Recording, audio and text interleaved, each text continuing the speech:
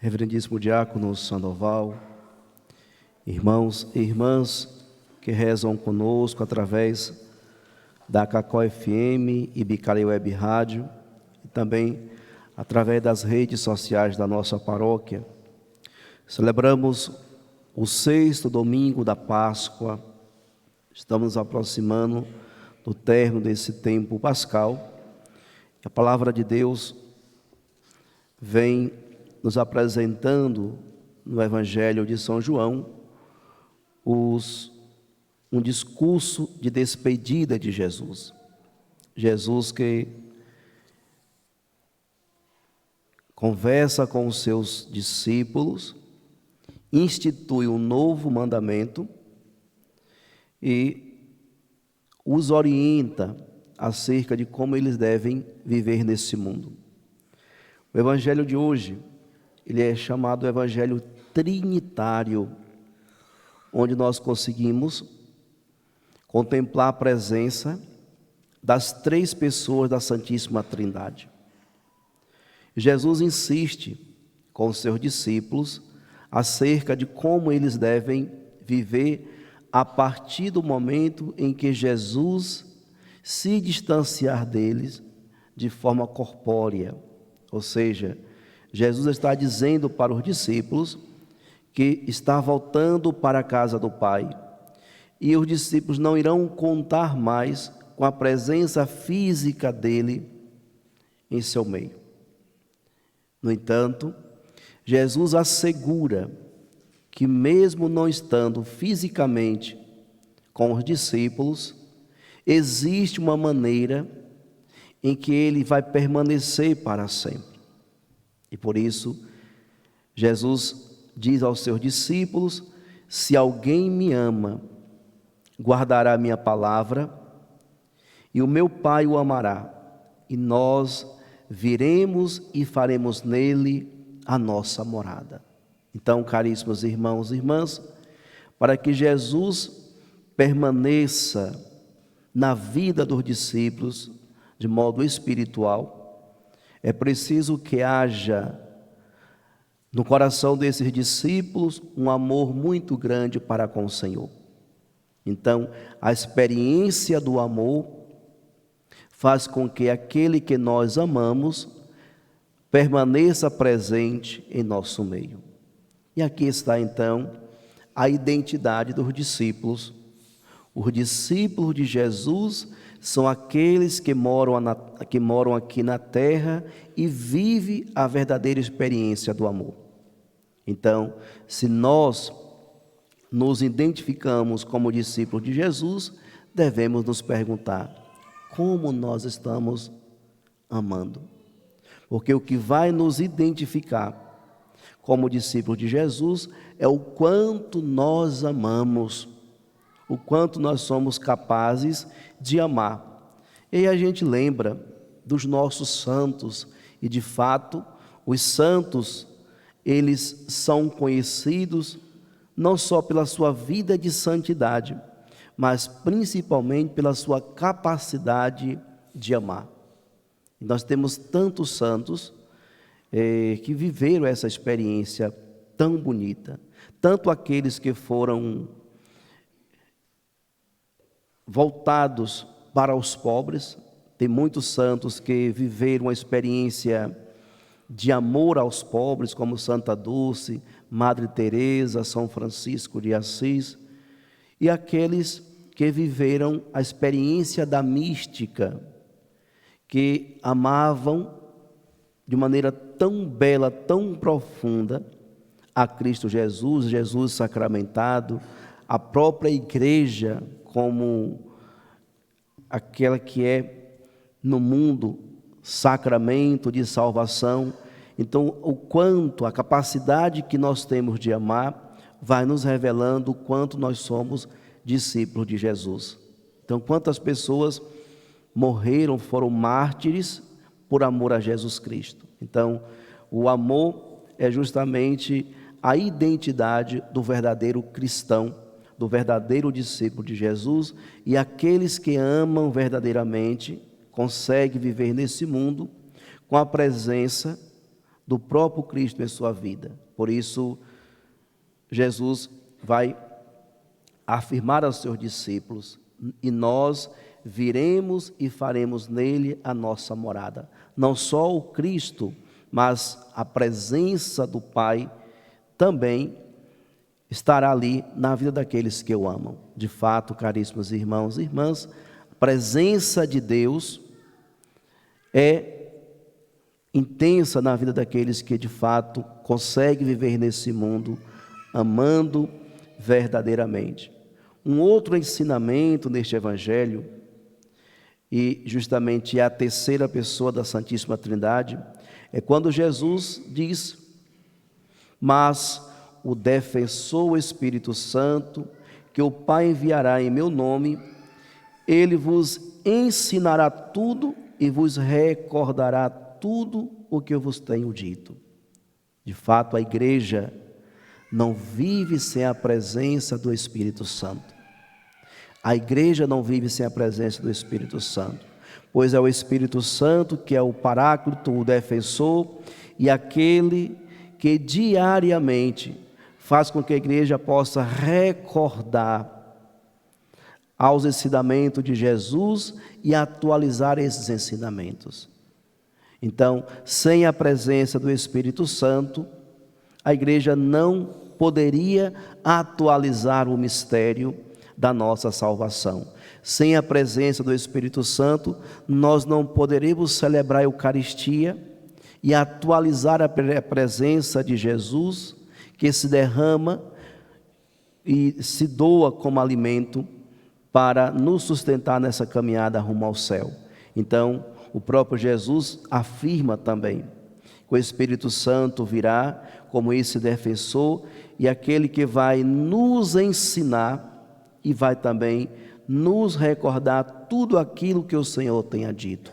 Por isso, caríssimos irmãos e irmãs, nós hoje somos a igreja conduzida, orientada pela força do Espírito Santo. Por isso, precisamos aprender mais sobre a ação do Espírito Santo sobre a nossa igreja. Devemos aprender mais sobre a ação do Espírito Santo sobre a nossa vida e devemos clamar sempre o Espírito Santo, pedir a Ele que possa de fato abrir a nossa inteligência e nos conceder a capacidade de compreender os ensinamentos de Jesus. Por isso, precisamos sempre pedir ao Espírito Santo que venha sobre nós, que venha sobre a nossa igreja e que nos conceda justamente a graça da compreensão e do entendimento de tudo aquilo que Jesus ensinou aos seus discípulos, e esse ensinamento também é para nós. E vejamos, caríssimos irmãos e irmãs, na primeira leitura, foi justamente a ação do Espírito Santo e a abertura dos apóstolos que favoreceu com que eles encontrassem um caminho para solucionar um problema existente na comunidade. Surgiu um problema na comunidade. Os judeus queriam obrigar aos pagãos a passarem pela experiência da circuncisão para que assim eles pudessem alcançar a salvação. Alguns afirmavam isso. E surge então um grande problema na comunidade, pois os pagãos não estavam aderindo ao judaísmo, mas os pagãos estavam aderindo a essa vida nova apresentada por Jesus Cristo. Por isso, então, surge esse primeiro problema e é apresentado aos apóstolos. Os apóstolos, então, se reúnem em oração, pedem ao Espírito Santo sabedoria e discernimento, e depois de um tempo de oração, de muito diálogo, eles encontram, então, o caminho que não se torna um fardo para os irmãos vindo do paganismo, mas um meio pelo qual eles podem continuar vivendo e experimentando a alegria de ser cristãos, sem colocar sobre os seus ombros o peso da circuncisão. Por isso, então, lá no início das primeiras comunidades cristãs, nós já percebemos o quanto o Espírito Santo sempre agiu na vida da sua igreja. E ainda hoje, ao nos reunirmos para celebrar a Eucaristia, nós contamos com a presença do Espírito Santo. É Ele que nos reúne, é Ele que nos move, é Ele que faz com que a presença de Jesus se atualize no mistério da Eucaristia. Por isso, amados irmãos e irmãs, nós precisamos continuar a fazer esse caminho, sempre buscando discernir e dialogar diante das dificuldades que nós encontramos, sempre clamando a presença do Espírito Santo em nossa vida. Qualquer situação que precisamos resolver, qualquer problema que surja, nós precisamos primeiro nos colocar em oração, pedir ao Espírito Santo sabedoria para então encontrar o caminho certo e continuar fazendo a nossa caminhada. Caminhada para onde? Qual o lugar que nós estamos sendo conduzidos pela força do Espírito Santo, pela fidelidade a Cristo Jesus, quando nós o amamos verdadeiramente? Mais uma vez, no Apocalipse de São João, é nos apresentado a imagem da nova Jerusalém, ou da cidade santa, a Jerusalém celeste. Todos nós estamos indo para essa Jerusalém celeste, onde já no finalzinho do texto de hoje, nos apresenta uma imagem bonita. Não vi templo na cidade, pois o seu templo é o próprio Senhor, o Deus Todo-Poderoso e o Cordeiro. A cidade não precisa de sol, nem de lua que a iluminem, pois a glória de Deus é a sua luz, e a sua lâmpada é o Cordeiro. O lugar que nos espera está tão pleno da glória de Deus, que não há necessidade nem sol, nem do sol, nem da lua, pois o próprio Cordeiro imolado, a presença do Cristo Jesus é suficiente para iluminar e aquecer a todos que se colocam na sua presença. No entanto, caríssimos irmãos e irmãs, é nos apresentada essa imagem da Jerusalém celeste de céu. No entanto, se nós ouvir e colocar em prática tudo aquilo que Jesus ensinou aos seus discípulos, nós não precisamos fazer a experiência da morte para contemplar essas maravilhas que lá está no céu a nos aguardar. Nós já podemos contemplar essas maravilhas aqui na terra. É o grande ensinamento que nós ouvimos na carta aos Hebreus, é o já e o ainda não. Nós experimentamos o céu já aqui na terra, mas ainda não de modo pleno. Por isso, para que nós possamos fazer a verdadeira experiência do céu, é preciso então que haja em nosso coração muito amor a Jesus Cristo, muito amor aos nossos irmãos, porque não é só amar a Deus, é preciso amar a Deus e amar também aos irmãos. É preciso colocar em prática o mandamento de Jesus, que disse aos seus discípulos: amai-vos uns aos outros como eu vos amei.